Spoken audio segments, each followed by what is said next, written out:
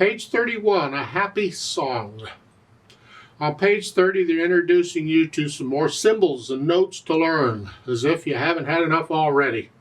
So make sure you're comfortable with what we've covered so far before you go on. Please don't be in a hurry to get through this. Take your time. It takes time to kind of soak it all in. Anyway, on page 30, assuming you're ready for this, we have another sign, a really weird looking thing. It's shown at the top of the page called a treble clef sign. It's also known as a G clef. Remember the other one we had was bass clef or F clef? This is treble clef or G clef. And that's because it's going to show us where the note G is on a staff. Now you're not going to use both clefs at the same time on the same staff. What we're getting at eventually is we're going to have two staves. One is going to be treble and one is going to be bass, and you're going to be reading them all at the same time. You're going to have a bear if you need it. I'll give you time to recover because we are going to take in quite a bit here. So let's stick to page 30. We've had, so far, we've had these four notes down here. The C, D, E, F. Well, now we have a G. Well, G's right above F. So in a group of three, it's in the lower middle. There's two middle notes in a group of three, and it's the lower one. It's right above F. And there's a lot of G's, blah, blah, blah. Okay, the G we're pointing at here is the G above middle C. See, before we were below middle C, now we're above it. So we have a middle C. Remember, that is the C right here, and then we go up to here. That's the G we're talking about. So when you see that note in the music, I'm looking in the middle of the page, on page 30. When you see that note, you play this note on the piano, G. And then at the bottom of the page, they have those notes. Well, here again, you do the play it and say it drill, where you're playing each note, G, F. You already know what these four notes are on the keyboard, I hope. So all we got to do is learn them in the music for treble clef. So it's a G, F, E, D, E, F, G, G, F, E, D, C. That note is middle C, remember? It's on a line below the staff in treble clef. See, it's got its own little line going through it? Yeah. I'll talk about those little lines more later on. Just know right now that is middle C for treble clef. So we're using five notes now here, these five notes. And those are the notes we're using on page 31. So let's look at page 31. I have a certain system I go through, a process, a series of steps I go through when I learn a new piece of music. It doesn't matter what it is or how complicated it is or easy it is or nothing. I go through the same step, sort of. So I want to use that system in these videos. You'll come up with your own system eventually, but until then, you can try whatever. But for these videos, we're going to use my system. And that is the first thing I do when I get a new piece of music is I just sort of look it over. How long is it? Here we see it's 2 lines long, and a line is like the staff right now. I'll change that later. But you have a line you play across, and then you have a second line you play across. That's 2 lines. I see treble clef at the beginning, 4/4 time signature. I look all these over because they can change, and they will change eventually. And then I look at that and I see a bunch of quarter notes and half notes and the whole note. We haven't had a whole note before. A whole note is that circle at the last measure of each line here. Remember, the measure is the space in between the measure lines. That whole note, that's the same as 4 quarter notes. There's 4 quarters in a whole. Remember I said whole, half, quarter, eighth, 16th, it divides. That's what we're doing. So the whole note takes up the whole measure because in 4/4 time, it gets 4 counts. So once I have an idea of the names of the notes, I try playing it. And if it's really complicated, I'll forget the rhythm. Just play the notes. Here, 5th finger, little fingers here, that puts your hand here. These numbers above the staff, those are finger numbers, and the fingers are numbered.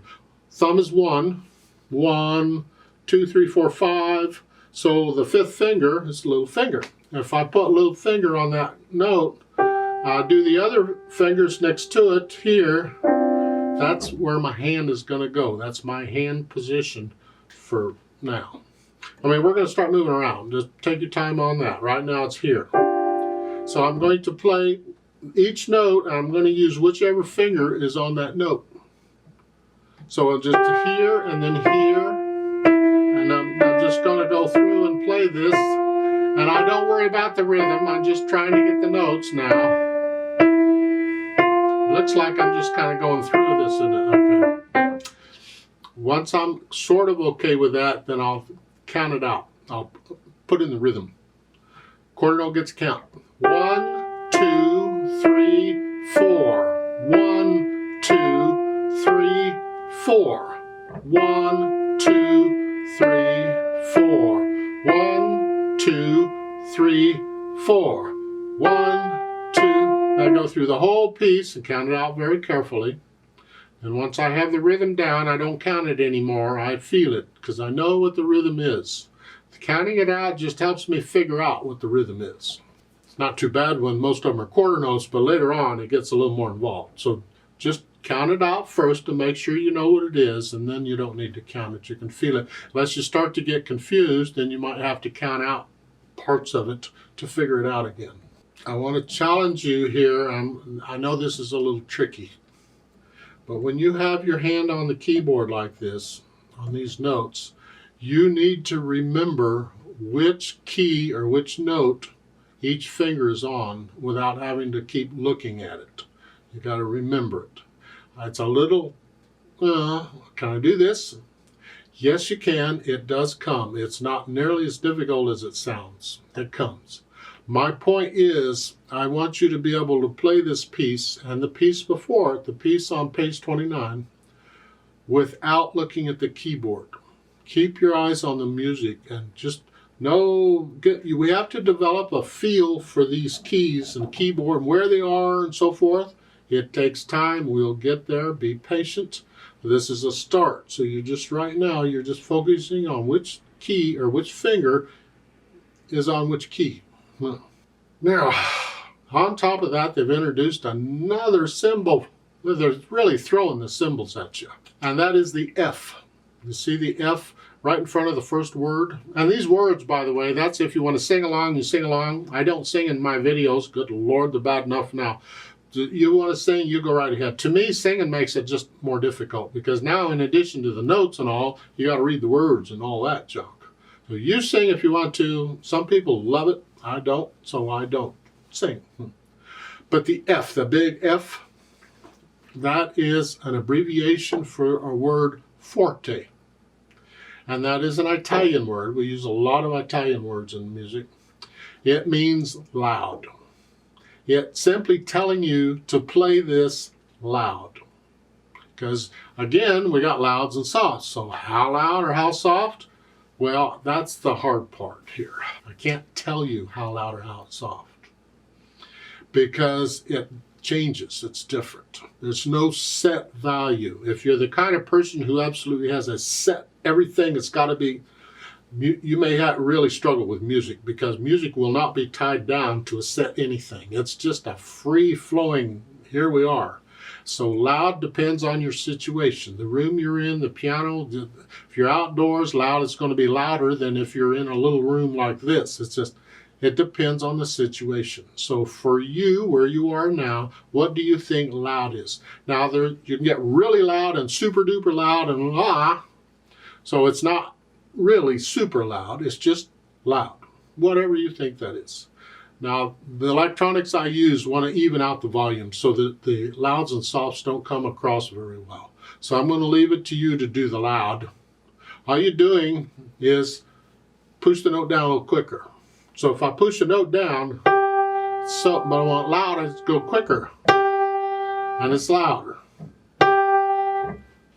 I'll talk about this technique thing a little more as we go through this. I just feel like I'm throwing so much at you. You need some time to get this first.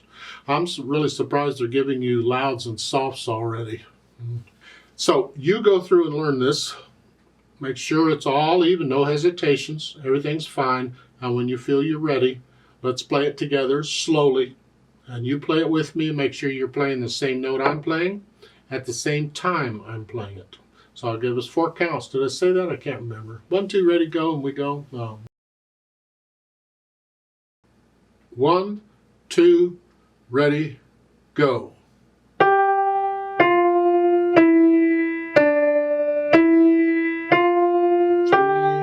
4.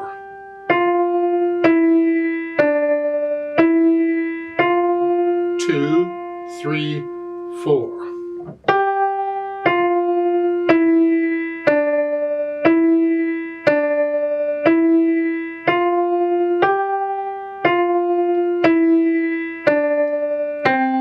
2, 3, 4, off. Now again, there's a duet part at the bottom of the page. I'd like to play that, and you play what you just played. We're going to go the same speed, so I'll give us 4 counts. It's going to get tricky here because in a duet, you have to listen to me to stay with me. I can't follow you because I can't hear you, so you got to follow me. It's just stay a steady beat. But you have to focus on what you're doing because the duet part is different than yours. We're not playing the same notes. I am playing quarter notes pretty much all the way through. That'll keep the beat. But other than that, you got to focus on what you're doing, but listen to me to stay with me. At the same time, piece of cake. I'll give us 4 counts. 1, 2, ready, go.